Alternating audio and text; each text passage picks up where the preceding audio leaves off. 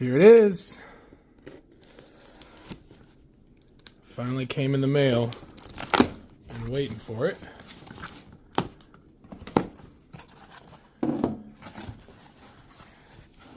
This is the Leatherman Garage Batch 7. And with my insider points, I got a nice Leatherman Cup Elite Insider. Feels pretty sturdy. My dog's going to inspect everything. Sliding lid. Twist on, it appears. No, it's actually a pry off. Okay. A little bit of swag in there.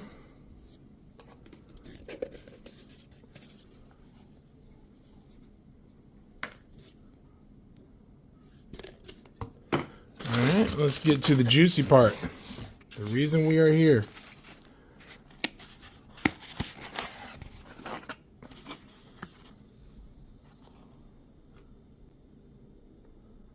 Did I get number 24, I think? This is slotted as, in my opinion, a skinning / caping knife. Looks like off gate we could use a little bit of oil on the back of the sheath here. It does stick well inside the sheath. Not quite as well as my Buck 113 that I just bought. In my hands, that is a small knife. I'll grab the Buck 113 for comparison. Took me a little while to find the Buck. So for comparison, Buck 113 Ranger Skinner versus the new Batch 7. Blade profiles, very similar, a little bit more of a slanted belly on the Batch 7. Shorter tip overall. Only by like 1/4 of an inch though. Handle, shorter by, if you put the actual curve down here, the handles are about the same where it comes to where your fingers sit in the curve. So this comes right down to my pinky. This comes right down to my pinky. As far as detail work on an animal, I feel like you're going to have a little more purchase on the Buck than you are on the Leatherman. But it will, I mean, it'll give you the ability to get in there and work that hide off. Is MagnaCut out of the box compared to the Buck, it does feel sharper. Let's test that out. So let's get some of this out of the way. I've got a little bit of just magazine paper here.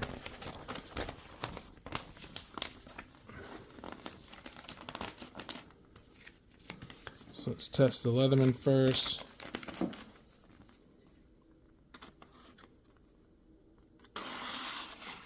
And I mean, that just glides right through. Now the Buck. Honestly, the Buck feels like it glided through better. Oh, not on that part. And that, I believe part of that is attributed to the weight behind the handle of the Buck versus the weight on the, just where the balance of the blade is. Yeah, it doesn't want to cut once it gets to those rips.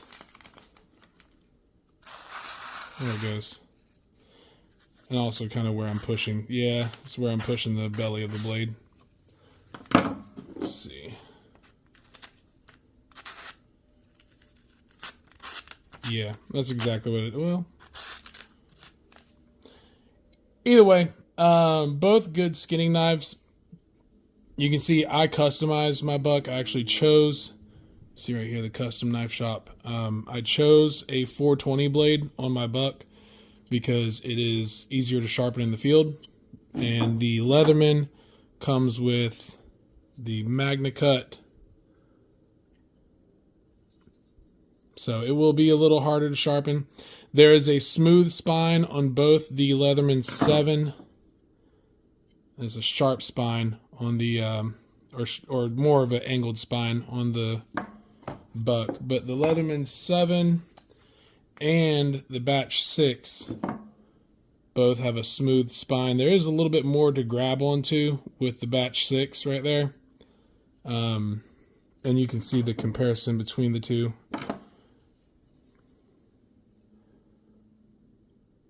So, little brother to the Batch 6.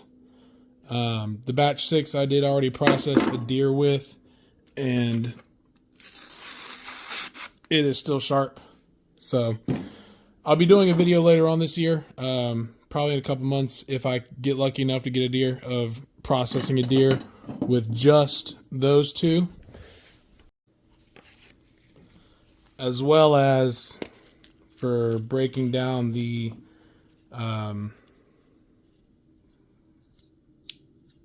ribs and the pelvis. We'll use the Charge Plus and G10, and also our serrated edge has a gut hook on it, so we'll use that too. Now, as far as the buck goes, let's get this out of the way. I'll probably be using the Buck 113, as well as the Buck 657 Pursuit with gut hook. That's actually the Pursuit Pro. And just because I don't have a buck knife, I generally carry the Gerber Exo Mod with the caper knife and the saw. So that would make life a lot easier than using the Charge 10 or Charge Plus. But I don't have a buck saw. I'm not even sure if they make one, but I'll cheat and use the Gerber Exo Mod saw. Unless I can get a buck saw in the meantime, if they make them or not. So, there you have it, ladies and gentlemen. There is the Batch 7 comparison. Something I forgot to mention was the sheaths. The Batch 6 has a notoriously problematic sheath. It feels more like almost a synthetic type of leather than real cowhide. A lot of this part gets gunked up while you're pulling the knife out.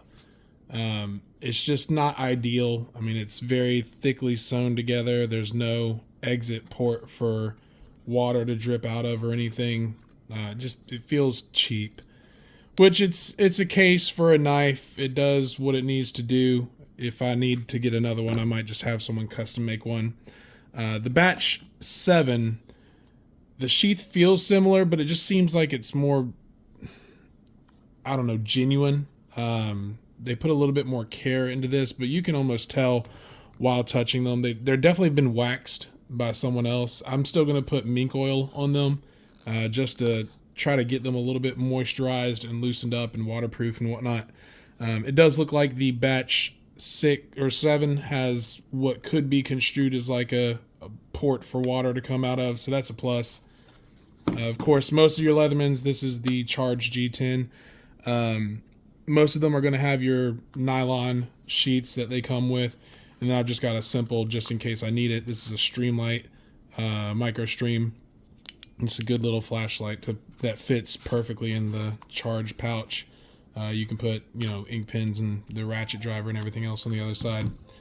Your Buck 657 also comes with a synthetic sheath. And then I will say, out of all of the sheaths, the Buck 113, or at least Buck's leather sheaths, are very nice. I mean, this feels like genuine cowhide. It's already nice and loose. Not loose is the word that I'm looking for, but it's just soft compared to like the Leatherman's is just rigid and feels like it's going to wear down super fast. The Buck does not come with an exit port for water on theirs. Either one of theirs, honestly, I don't believe. Yeah. So, things to think about, but I mean, I wouldn't really care too much. The main concern is going to be the quality of the knife that you got, and then you can go from there with your sheath.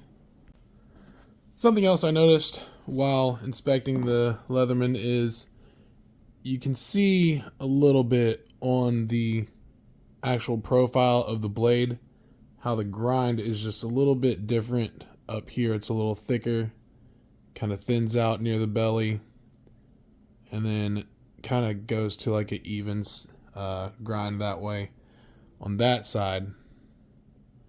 Now here it's all over the place. We're thin down at the bottom, thick in the middle of the belly, thin right here at the top, thick at the tip.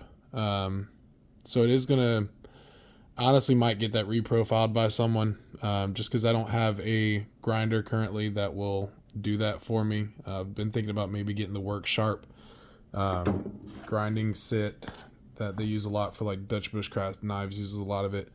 You compare that to the Buck, see if we can get a good representation. It's pretty even throughout. There wouldn't be much need for reprofiling that grind. And when you're getting your swipe across a sharpener, that's just going to make your life a little bit easier already having a thin or a even bevel to work with. And we're also seeing someone just posted on a Reddit that they actually somehow, I don't know how you would do this, but they somehow cut all the way through the back of their sheath, which it seems like if you go inside the sheath and you just keep your blade right along the ridge of that where that leather is. I mean, I can see my blade is kind of wanting to grab on right there, but still, I mean, one way or another, you have two different directions that you can go with it, and neither one of them, if you're not angling the knife this way or that way when you're putting it in, if you're riding that ridge, it should go right in there. Similarly with the Buck. The Buck actually has, you can't really see, but there is a plastic piece. Yeah, there you go. There's a plastic piece down in there. It's kind of like an idiot-proof kind of thing, but it doesn't extend to the top where the seam is. It's just that you can push the tip of the blade against while you're seating it in there. You can hear it. So you don't have to be angled this way. You can push against it and it'll seat where it wants to. I think that's user error more than anything. I mean, like I said previously, the leather that they used for any of Leatherman's sheaths have been less than ideal. There is an aftermarket sheath that also allows you to do a cross draw form for the Buck 113. I'm sure someone somewhere is going to capitalize on the sheath of the Batch 6 and Batch 7 not being the best. But again, I think you can easily get away with both. I mean, it's not grabbing anything whenever you just drop it in there. That seems more like user error. And they did have a lanyard, so maybe when you're pulling on that lanyard, it's giving that leverage because this lanyard hole is angled and it's not really centered. I really couldn't tell you how that happened. Yeah, I mean, even with the Buck, it seems to give it a little bit of torque when you pull directly on that lanyard hole. But yeah, I mean, overall, honestly, if you're looking for a skinning knife, is $300 for the Leatherman worth it? As a limited edition, sure. It's Magna Cut. I mean, if you take the Buck 113, you can customize it to your fitting. Actually, I bougied out the Buck 113. This brown leather sheath cost, I think it was like $10 to $15 more. Oh goodness, see, you can definitely tell like I'm cutting into the Buck sheath just from that little bit of leather coming out. You can't really see on the inside, but I can see where it's hitting there. But that's just on the remnant of that part that they sewed on. Anywho, I put the engraving on both sides of my Buck. I believe that was $9 per side. You can get this in Magna Cut S35. You can get it in 420. I want to say maybe CPM was another option, but I'm not 100% on that. But if you bougie this out, Magna Cut, engraving, extra sheath, or the extra expense sheath, elk handles, this knife ends up costing $298. bougied out to your customization as much as you want. Now you can cut down on cost of that. You don't get the elk handle, you don't get the engraving, you don't get the brown leather sheath, and you can save money.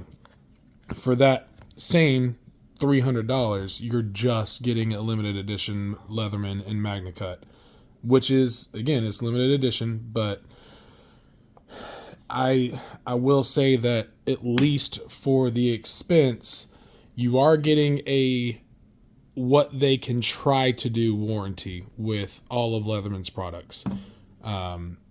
If they can fix it, especially the limited edition, they will. But with Buck, you do get their lifetime warranty because most of their stuff is not going to be limited edition. Now, they do have a Buck of the Month. So the Buck of the Month usually comes with maybe a different blade profile or different scales or something. But say you customize your Buck at the custom knife shop, everything on that shop is available at all points in time. If they need to, if there is a defect of some sort that's their fault, they will fix it. So that's something to consider, is the replaceability. If you spend $300 on a Buck, you can get it replaced if need be. It's not going to be something that, well, I spent $300 on this Leatherman, it's never going to be available again.